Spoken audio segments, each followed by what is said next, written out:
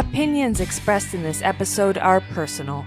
They do not necessarily reflect the views of this streaming platform. Good day, everyone, and welcome to another edition of Let's Be Diverse. I am your host, Andrew Stout.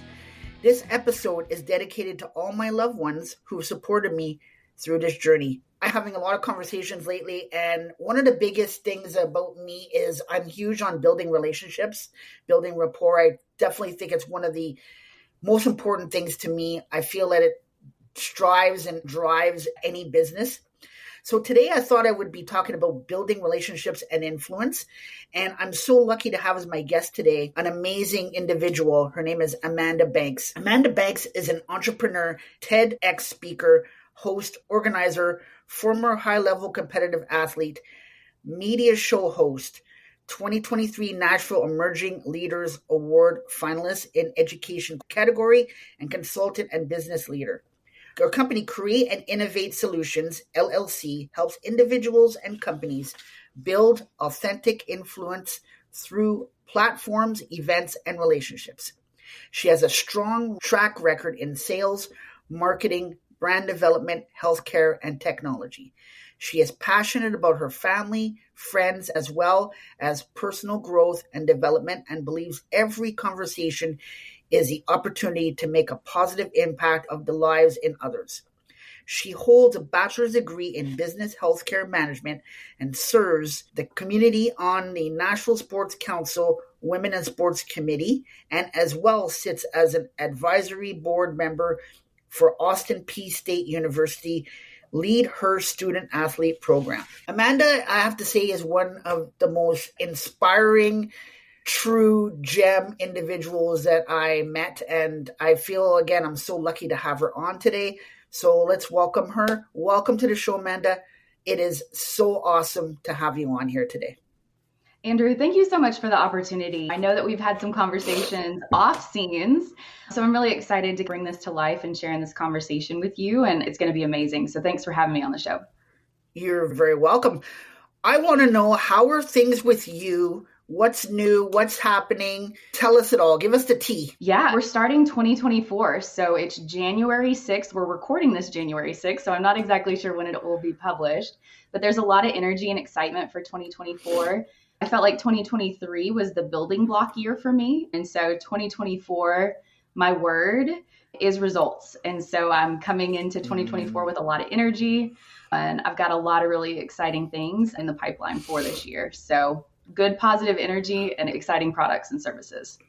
Oh, I love that. And I love your new word for January. Mine this year is possibilities. That's my word for 2024, just to see what I can conquer and what I can develop in 2024. And it's exciting, all the ideas that are flowing through my head and just the possibilities of what we can accomplish. So I love yours as well. Yeah, I feel like there's a lot of intensity going into 2024. I think that a lot of us use 2023 as like an opportunity to put together like the frameworks of how we actually want to show up and serve. So I think a lot of us will see a lot of really incredible success in 2024. So I'm super excited to watch your journey and to see how all of that unfolds as well. Wow. Awesome. Well, I'm glad to hear that things are going well for you. So exciting that we're just starting into 2024. I can't believe, I was just saying to somebody the other day that I was saying new year, and I was feeling funny saying last year, this is what we did. And last year was only like a few days ago. So it's pretty strange to do that, but it's just something to get used to for sure. Before we begin, Amanda, I know I talked about this offline and also on the phone a few times. I always have a fun question to ask my guests to get things going. Are you ready for yours? Let's go. I'm ready. Bring it on. Question... You laugh, and so now I'm a little bit concerned, but bring it on. No, it's all in fun. I'm curious to hear your answer as well. So my question is, why do people say I'm giving my 2 cents when it's only a penny for your thoughts? I have no idea. Like, I could sit here and come up with some kind of pie in the sky answer, but I have no freaking idea why people say that. No idea. So I'm curious, like, what is your thoughts in regards to that? And maybe it can paint a little bit of clarity on my end for sure.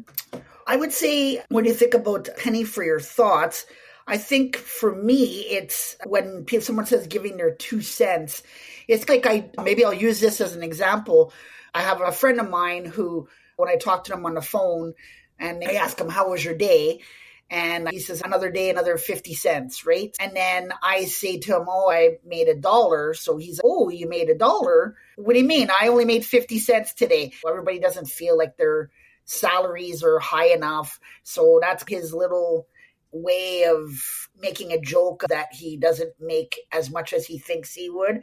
So I think in that, my long-winded answer here is that when you say a penny for your thoughts, I think when you give 2 cents means that you're giving a little bit more rather than if it's a penny, you're giving like a small. Yeah, I mean, there's always a mutual value exchange, right? And so if you're thinking in regards to that specific financial quantifiable number, you're talking about abundant exchange. And I'll pull it back to relationships because that's really what we're going to dive into. But when there are relationships between two people, whether it's personal or professional, the goal is always to provide abundant exchange. I think today in a lot of the relationships that we're in, oftentimes we're not even meeting, the fair exchange component, meaning we're only doing enough to fulfill the goal or to fulfill the contract or to fulfill the relationship. But I do like the quantifiable measure, but it's all about providing abundant exchange. And that's how relationships continue to move forward.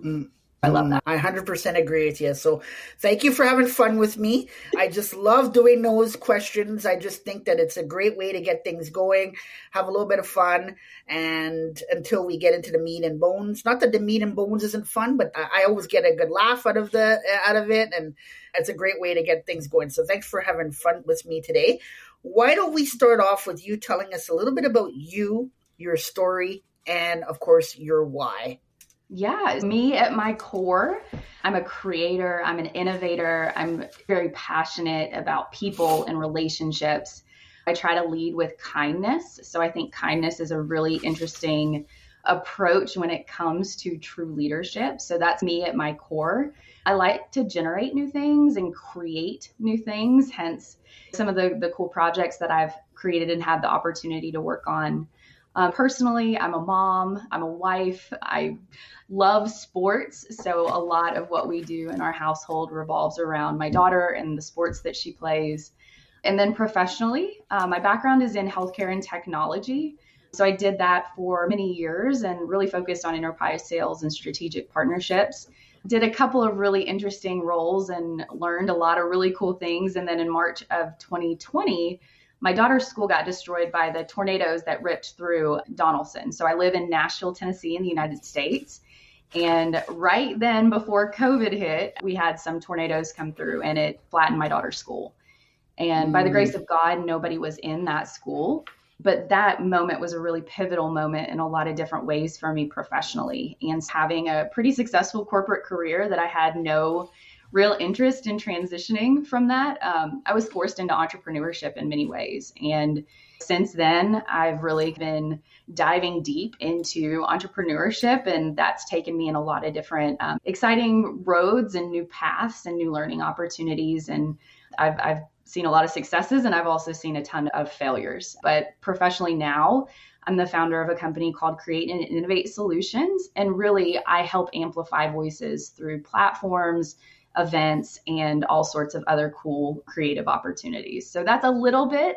We can dive in any direction that you want to, Andrew. But yeah, it's been a really interesting road. And like I said, I'm really excited to see what 2024 brings. So many things that I want to dive into. First of all, and I think this is a reason why you and I connected right from the get-go. And that is when you said lead with kindness.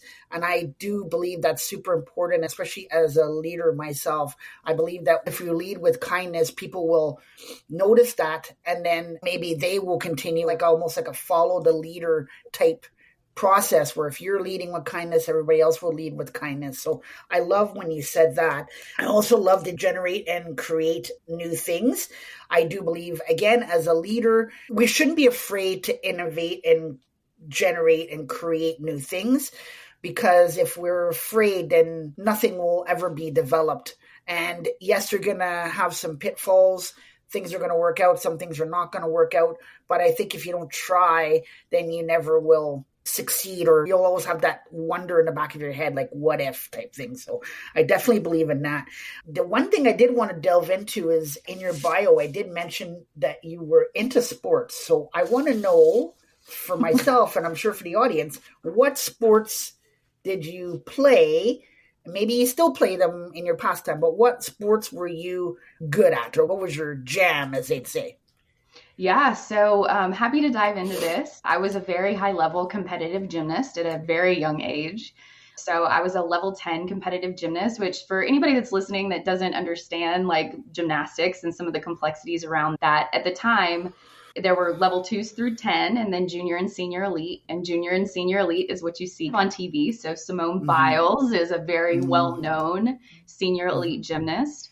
And around 10 years old, I became a level 10 gymnast. And that came a lot of responsibility, a lot of discipline. And as a former high-level competitive athlete, I carry a lot of those skill sets and a lot of how I approach sports, even at a really young age, into my career as well. And so I do talk a lot on this topic of how to leverage your background in sports to see success in business.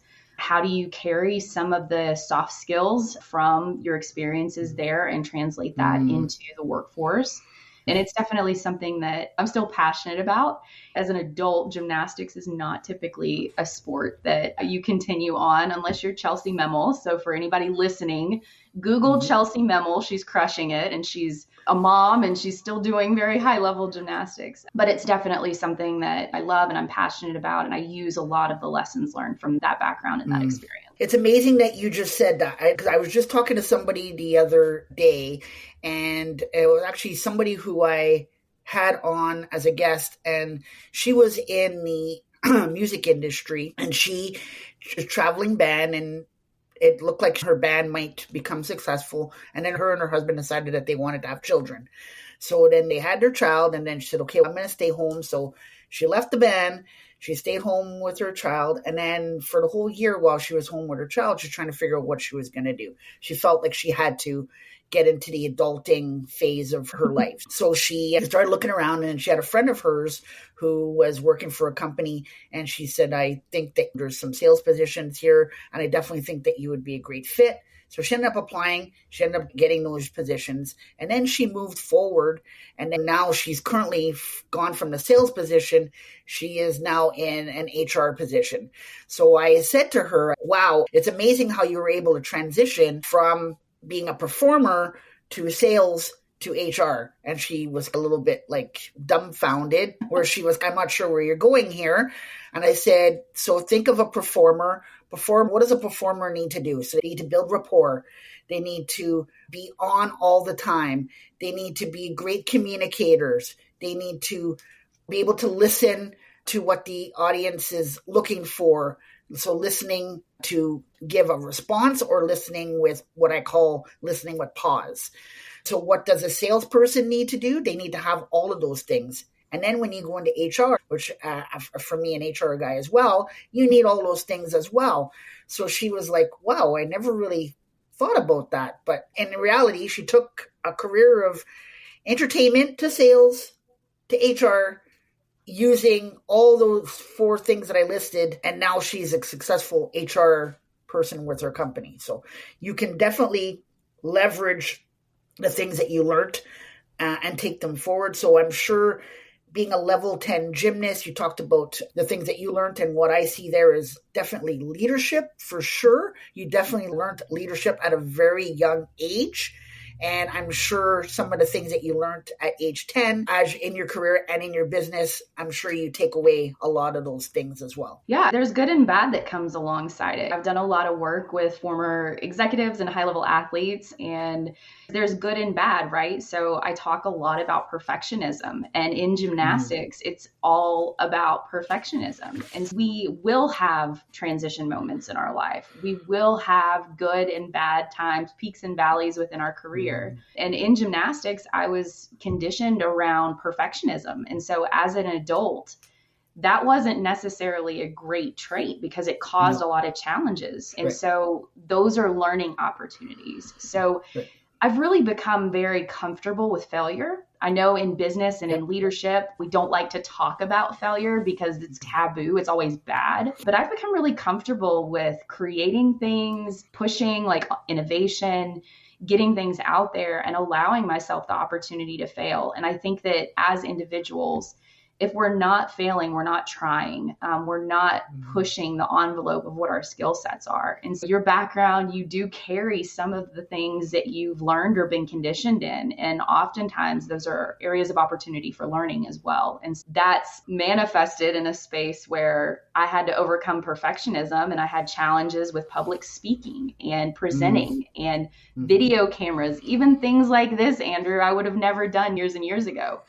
And it's because of myself being highly critical. And so those are areas of opportunity. Those are the biggest rooms of growth. And so now I use my voice to help paint light into different things and teach other people about a lot of the lessons that I've learned and experiences that I've had. And that comes through TED and all these other things. But for anybody that's tuning in, there's good and bad to our past experiences, and it just is what it is. Those are sometimes learning opportunities. I totally agree with you 150% on that one. So what I want to know for you is today we're talking about building relationships and influence. What does that mean to you? Yeah. So there's a lot out there. So for anybody that's tuning in, like social media has just amplified kind of and curated this space where we're constantly, oftentimes, comparing ourselves to something that isn't even factual. So for me, building relationships and influence really has to do with what are your unique core skill sets and how do you leverage your authenticity and the things that you need to deliver into the world in a meaningful way. And the reality is digital influence is actually really important. We do see like sometimes the first thing that, especially in HR, that people go to when they're evaluating a candidate is social media and LinkedIn. And so having a digital presence is really critical, but it's how do you actually structure that digital presence to bring in and attract the right opportunities and to build relationships with the people that are in alignment with you as a human being. I love all of that. There's so much I want to dig into there. Okay, let's go. I love the digital presence part. I do think it's super important that we show ourselves, like you said, in HR, when someone is applying for a job, they will look at the social media and they'll see what that type of person is, how they project themselves, the type of things that they're saying out in the universe. And sometimes I feel like, okay, it's a good way to measure an individual, but I think getting to know an individual is building rapport with that person and understanding how they are. So yes, you can look at the picture, you can look at stuff that they're saying, and yes, maybe something happened or whatever, projecting what's happened to them. But when you actually get the chance to talk to that person, so if I judged for example, from my guests, if I do look at what they put out and judge that, but where I actually feel if that guest is going to be good is we talk about soft skills. So I see the soft skills in the individual when I speak with them. Most podcasters will look at the content. I'll look at the soft skills and I'll see exactly what they project. Can they speak well? Are they sociable? Are they compassionate? I'm going to use some buzzwords here. Are they authentic, empowering?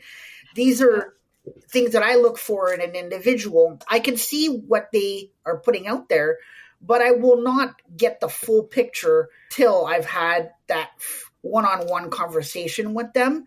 And I'm pretty good to see how someone is.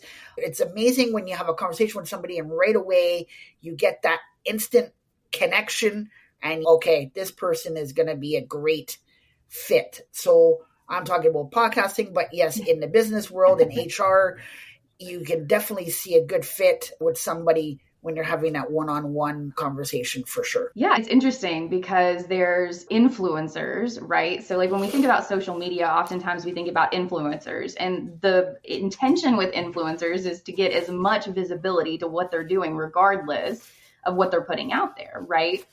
But true influence, I believe, comes from a thought leadership perspective. So you hit on it a little bit, But this is why I absolutely love the TEDx platforms. As mentioned, I'm a TEDx speaker. I've emceed a TED event.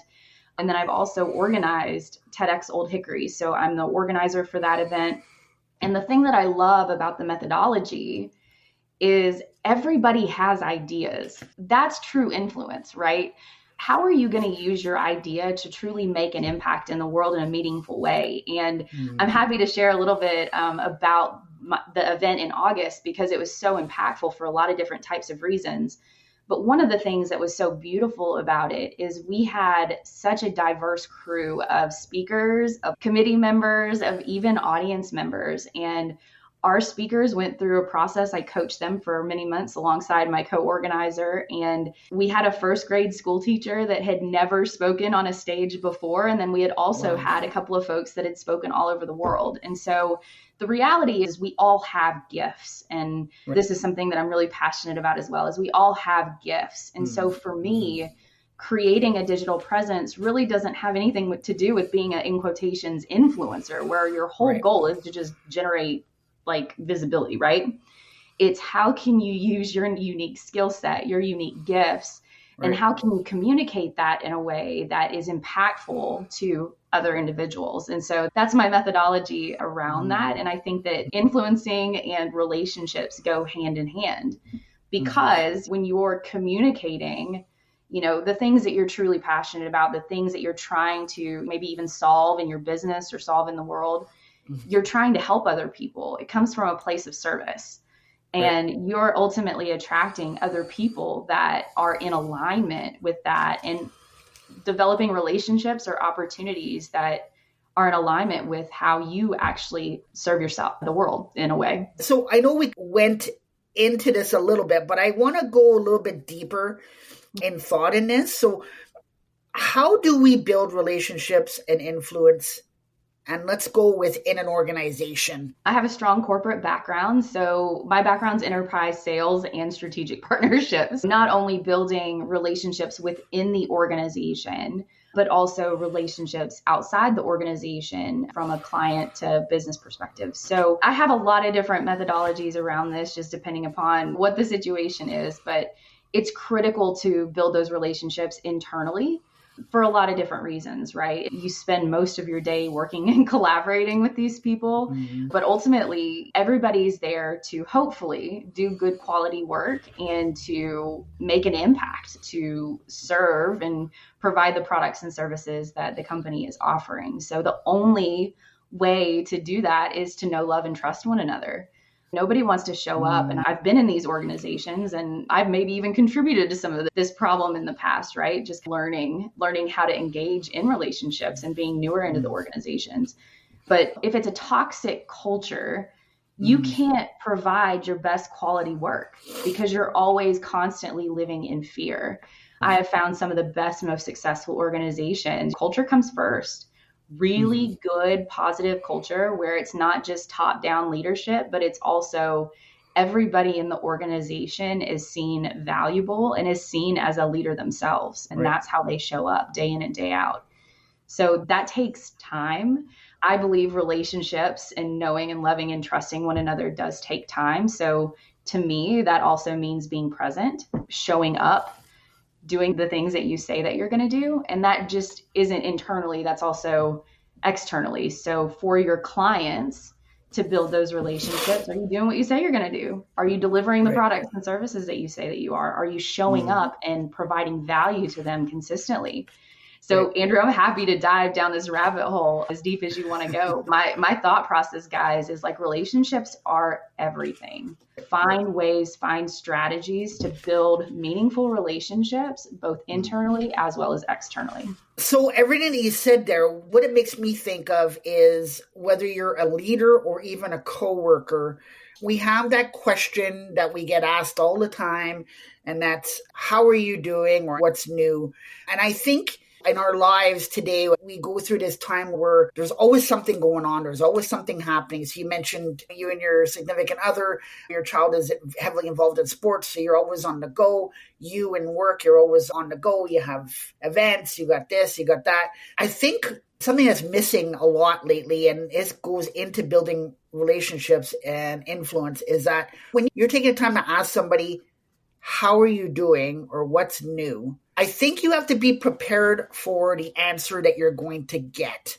I'm not saying if you don't have time to not ask it, but what I'm saying is that if you're asking that question to somebody, be ready for the response. And I think you need to be prepared to listen with pause, because you just don't know what they're going to tell you.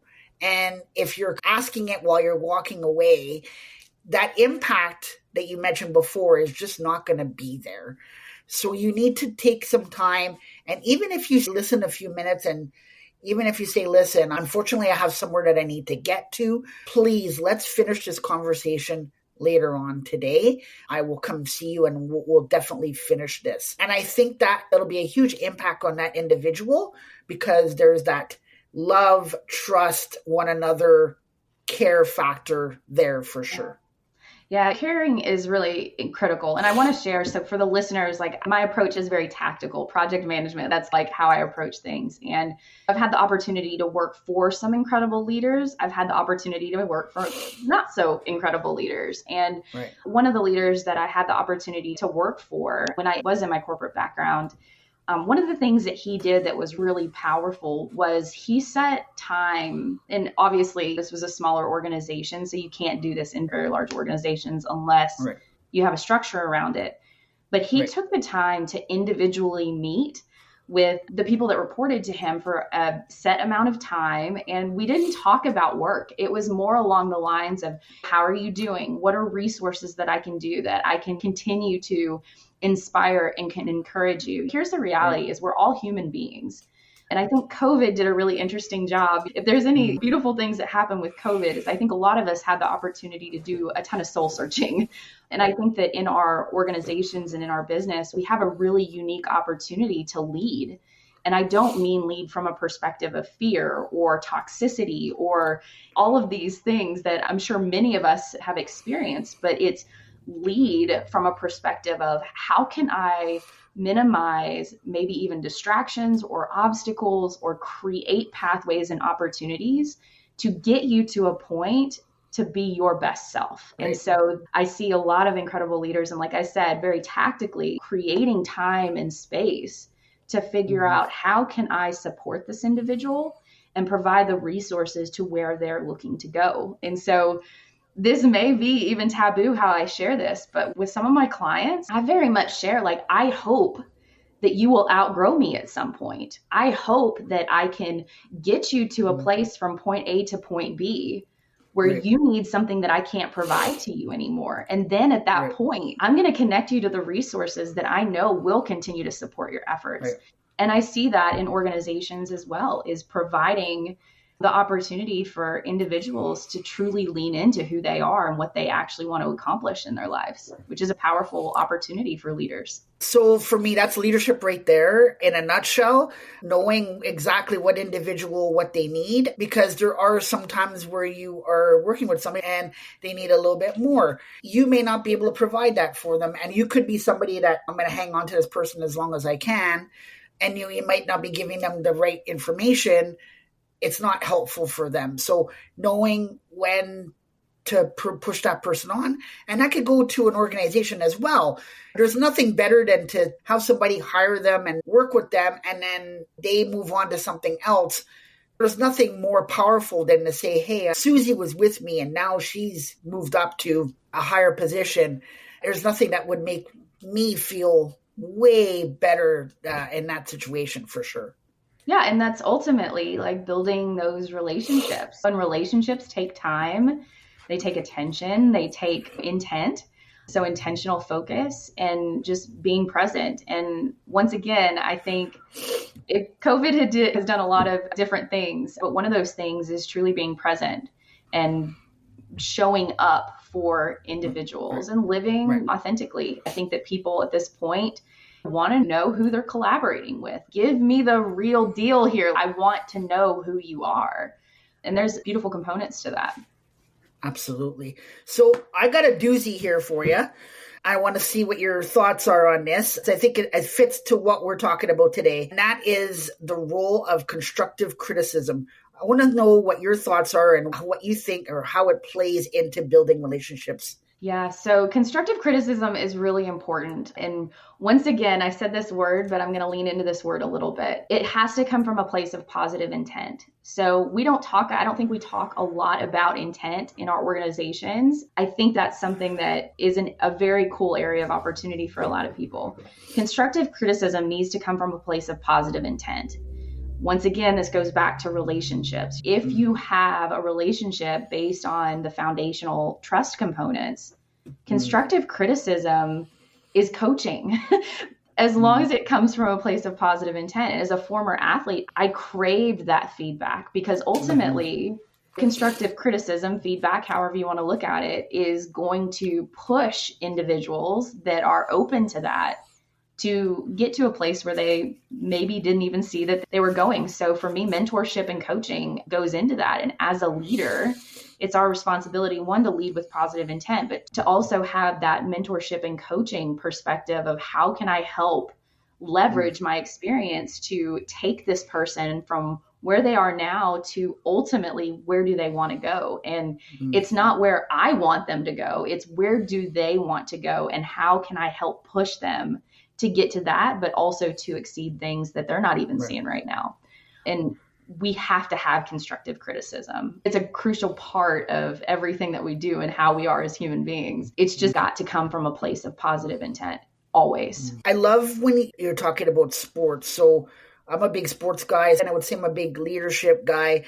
And when I'm watching sports, especially individual sports, and you talked about gymnastics, I can see when you're watching gymnastics, they do their jump, whatever, and who do they go to right away? They go to their coach, and they're getting feedback. When you're playing tennis, they're not really supposed to, but you can see their feedback and that they're giving, whatever, the smile, whatever. It's so important. If you're a diver, I see divers, they jump off the platform, and that's the first person that they go to see is their coach. And they're getting feedback. And I'm a huge believer in trust and respect. And I think if you don't have that trust and respect and you can't get that, you're not going to trust their feedback. So there definitely has to be that factor. And you can't get that trust without building a relationship with them. Super important. Another thing, I do want to jump in here for just a second, because another thing that I've had to learn the hard way, this statement, it's not unique to me, but it's something that I really latched onto. And as a leader, clarity is kindness. Even if you're leading with positive intent, and if you are clear on expectations or even clear on things that you're seeing that may not be in alignment with what you're looking to get out of this individual or the work product or whatever it may be, clarity is kind. We have this saying in Nashville called the Nashville No.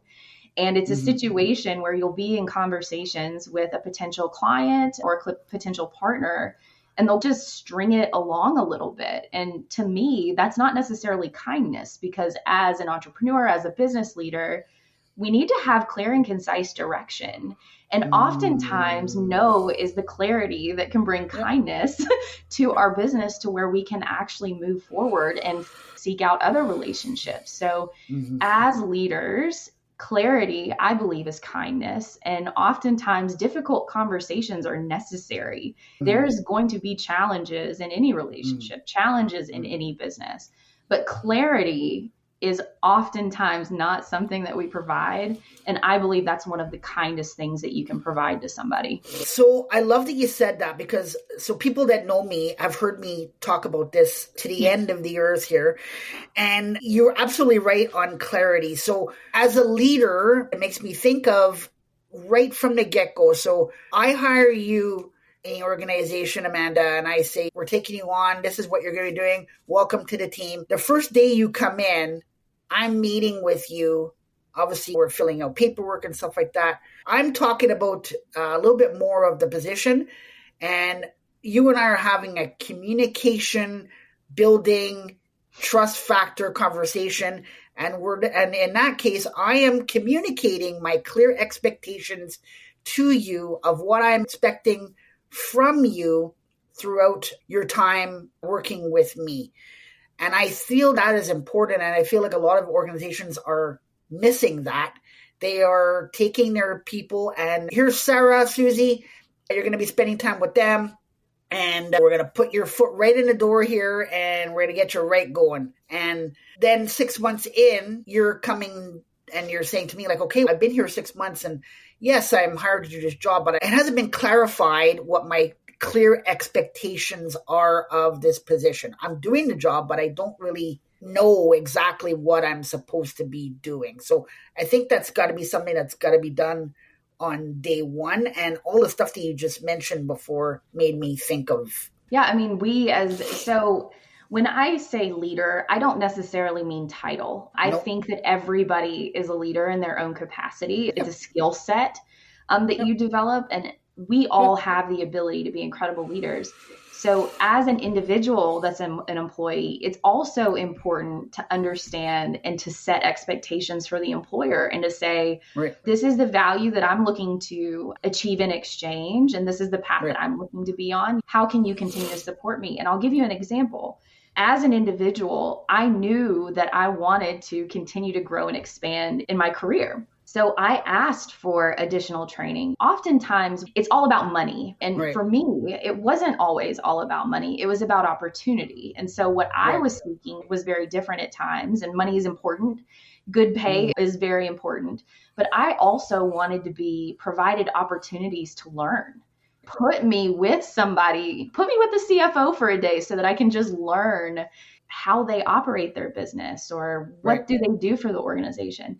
So it's not you as a leader in an organization. So say you are a C-suite executive, it's important to set expectations. But as an individual that works for the organization, there's mutual value to be had. And it's making sure that you advocate for yourself.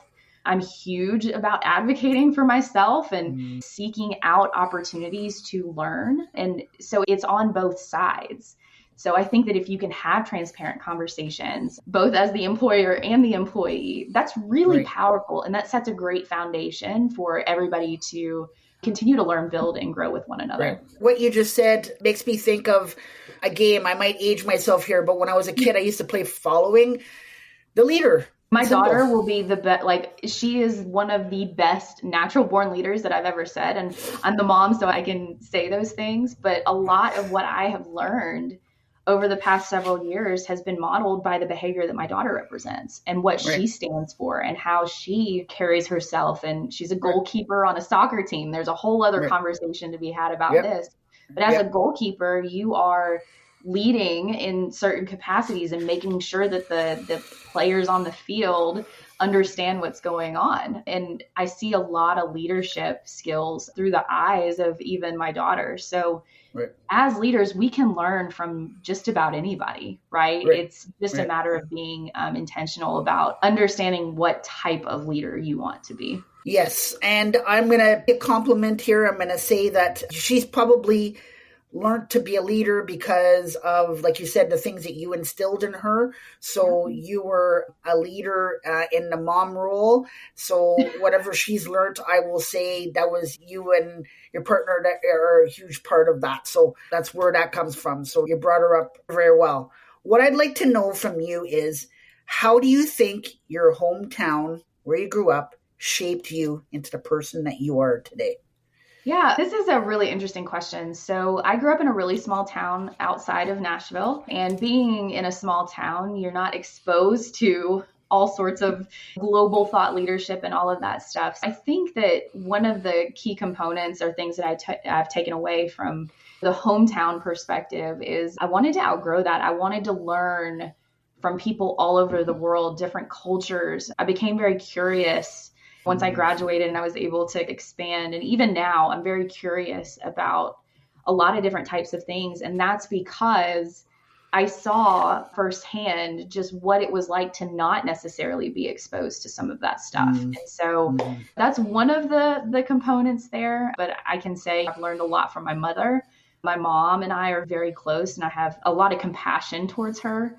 And she's always supported the crazy ideas and always been there to continue to encourage and inspire. And it's not necessarily a hometown, it's more or less having an anchor that will allow you to learn, grow, and fail, and always be there to support. So I try to replicate that and always learn from her about what it's like to be an anchor. I love the words that you use there, outgrow, curiosity. I can see that in you as well. Talking to you the times that we've spoken, you're very curious, and I think that takes you to another level. And you talked about having your clientele wanting to move on and having to outgrow you and knowing what level they need to go. So those two words to me hit a button to me, and it really makes me think of who you are as an individual for sure. Any final thoughts today? No, I would just say, for anybody that's tuning in, that what I'm saying resonates. I put a ton of free content out there. I'm not the TikTok influencer, so I'm not going to be jumping around acting crazy, but I do put a lot of information out there and I try to deliver value. So definitely head over to my website, www.amanda-banks.com. I send out a newsletter. It was originally weekly. We're going to transition it to monthly, but definitely connect with me on LinkedIn. I'm super active on LinkedIn. In fact, I just launched a weekly audio room, which I'm super excited about. That's really geared towards people that are interested in using their voice to make an impact. So if you're an aspiring public speaker, if you're an executive that's being forced into public speaking, definitely join me on LinkedIn with that, because it's going to be an incredible resource. And like I said, I put a ton of free resources out there. So definitely stay in touch, and I would love to just build the relationship and figure out ways that I can help deliver value. I love all that. My final thought was I want to take the time to thank you for coming on today. You are a special individual in my mind, someone who is caring and compassionate and always looking out for the greater good of each individual. And I sensed that 5 minutes into our first telephone conversation. And I feel like when you're building relationships and building rapport, it takes a special individual on the other end to build that, and feel like you and I have built a relationship. And I'm excited for any listeners or anybody who connects with you, because I truly believe that they're going to instantly feel that connection right away when they connect with you. So yeah, I mean, what you see is what you get. I'm not one way on camera and a different way on the next. But I'll say the same for you, Andrew. It takes a lot of courage and a lot of vulnerability to continue to build relationships. And I think that what you're building, I'm super excited to see all of the successes that you will have, and even maybe some of the challenges that you will face and how you'll overcome those things. And I'm just really grateful that we've been able to share in this time, and look forward to all of the highs and lows of what 2024 will bring and all of the fun stuff that we're not even seeing yet. So it's going to be an awesome year, and I'm cheering you on, my friend. So thank you again for this. I appreciate that. On behalf of myself and my guest, Amanda, I'd like to thank you all for listening today. Until next time, be safe, and remember, everyone, that if we all work together, we can accomplish anything. You have been listening to Let's Be Diverse with Andrew Stout. To stay up to date with future content, hit subscribe.